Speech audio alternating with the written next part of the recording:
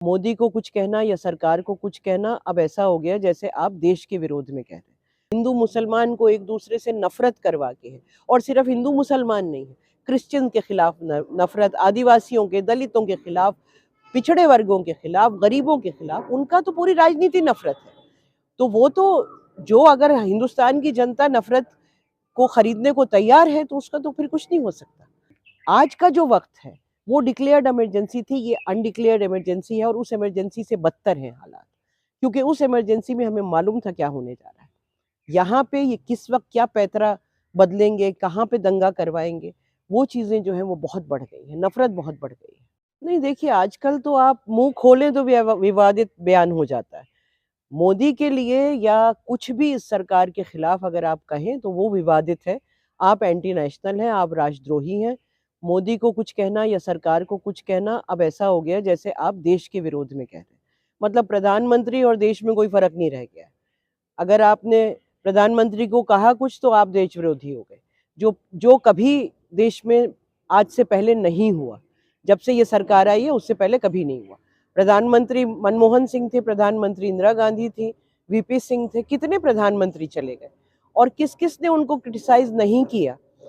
जनता का हक है डेमोक्रेसी में क्रिटिसाइज करना, क्रिटिसाइज किया गया। अभी तो जो सब कुछ ये तमाशा हो रहा है वो इसलिए हो रहा है कि जो राहुल गांधी ने जो स्पीच दी पार्लियामेंट के अंदर, जिसको जिसको निकाल दिया गया, उसने सवाल पूछे हैं कि अडानी और मोदी का क्या रिश्ता है। ये बहुत अहम सवाल है। उसने सवाल पूछा है कि अडानी के जो अलग अलग जितनी शेल कंपनीज बनी है उसमें पैसा कहाँ से आ रहा है, कौन पैसा डाल रहा है, और क्यों अडानी को। देखिए, ऐसा प्रधानमंत्री इस देश में कभी नहीं आया। प्रधानमंत्री ऐसा नहीं है कि बाकी देशों में नहीं जाते थे।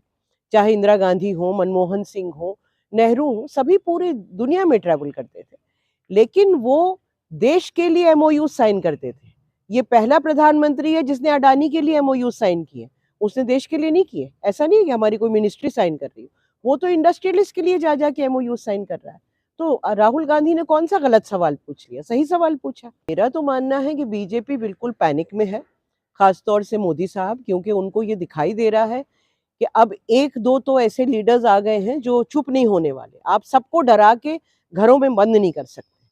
और राहुल गांधी को निकाल दिया तो निकाल दिया, मतलब निकाल के क्या है, पार्लियामेंट में नहीं बोल सकता तो ठीक है, लोगों के बीच में जाएगा और जाना चाहिए। मेरा तो मानना है कि अभी एक भारत जोड़ो यात्रा निकली, अब तो इलेक्शन तक ही सारी भारत जोड़ो यात्रा निकले, और करें, रहे सड़क पे, लोगों के बीच जाए। और जनता बेवकूफ नहीं है। आप आखिर वक्त पे इलेक्शन जीतना बिल्कुल अलग चीज है। आखिर वक्त पे आप पोलराइजेशन कर दें, हिंदू मुस्लिम कर दें, कब्रिस्तान और शमशान कर दें, आप ये सारी चीजें कर दें, ईवीएम मशीनों में को कंट्रोल कर ले, वो बात अलग है। इलेक्शन कैसे, और जब अगर हार भी जाएं तो एमएलए को 50-50 करोड़ देके आप खरीद लें, वो बात अलग है। लेकिन जनता बेवकूफ नहीं है, जनता देख रही है। और मेरे ख्याल में जो इनका एक पूरा, जो से जिस तरीके से ये इलेक्शन जीतते हैं कि 5-10 कैंडिडेट इन्होंने खड़े कर दिए, मेरे ख्याल में इस बार जनता की समझ में आ जाएगा कि ये जो 10 कैंडिडेट खड़े किए जा रहे हैं वो इसलिए किए जा रहे हैं कि सेकुलर वोट को डिवाइड किया जा सके।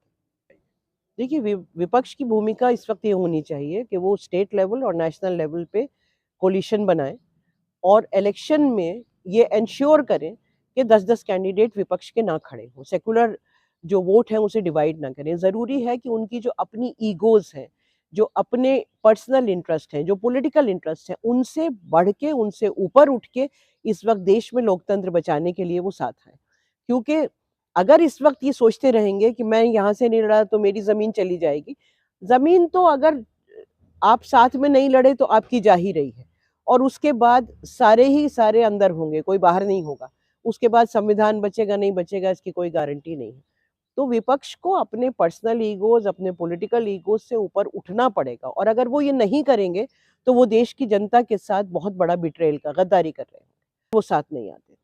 देखिए, वो तो उनकी राजनीति है, उनकी सारी राजनीति ही लोगों को पोलराइज करके है, हिंदू मुसलमान को एक दूसरे से नफरत करवा के है, और सिर्फ हिंदू मुसलमान नहीं है, क्रिश्चियन के खिलाफ नफरत, आदिवासियों के, दलितों के खिलाफ, पिछड़े वर्गों के खिलाफ, गरीबों के खिलाफ, उनका तो पूरी राजनीति नफरत है।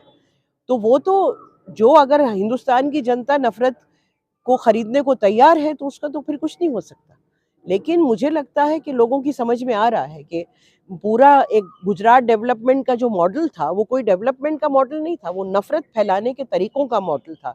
वो गरीब जनता के पास जो कुछ भी बचा कुचा है उसे छीन लेने का मॉडल था, ट्राइबल्स की ज़मीनें छीनने का मॉडल था, बड़े-बड़े पूंजीपतियों के हाथ में सब कुछ दे देने का वो मॉडल था और वही मॉडल उन्होंने पूरे देश में लागू किया है।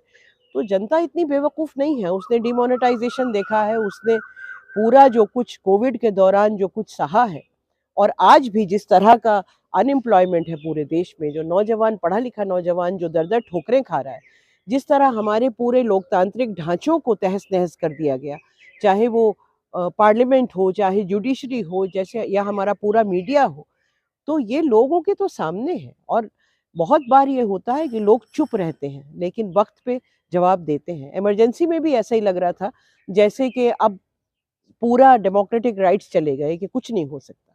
लेकिन आज का जो वक़्त है, वो डिक्लेयर्ड इमरजेंसी थी, ये अनडिक्लेयर्ड इमरजेंसी है और उस इमरजेंसी से बदतर हैं हालात। क्योंकि उस इमरजेंसी में हमें मालूम था क्या होने जा रहा है। यहाँ पे ये किस वक़्त क्या पैंतरा बदलेंगे, कहाँ पे दंगा करवाएँगे, वो चीज़ें जो हैं वो बहुत बढ़ गई हैं, नफ़रत बहुत बढ़ गई है। लड़नी पड़ेगी, सिर्फ़ कांग्रेस को नहीं, इस देश की जनता को सड़क पे उतरना पड़ेगा। अगर नहीं उतरेगी, सवाल वही है कि हमने जिस तरह से अंग्रेज़ों के खिलाफ सांप्रदायिक पूरा सॉरी ब्रिटिश साम्राज्यवाद के खिलाफ जिस तरह हमने लड़ाई लड़ी थी इस देश के लाखों करोड़ों लोगों ने, उसी तरह इस वक़्त नफ़रत के खिलाफ लड़ाई लड़नी पड़ेगी और सिर्फ़ नफ़रत नहीं, उन लोगों के खिलाफ जो जनता को गरीब से गरीब बनाए दे रहे हैं और कुछ पूंजीपतियों के हाथ में देश की सारी संपत्ति दे रहे हैं, उनके खिलाफ लड़ाई लड़नी पड़ेगी, सड़कों पे उतर के लड़नी पड़ेगी।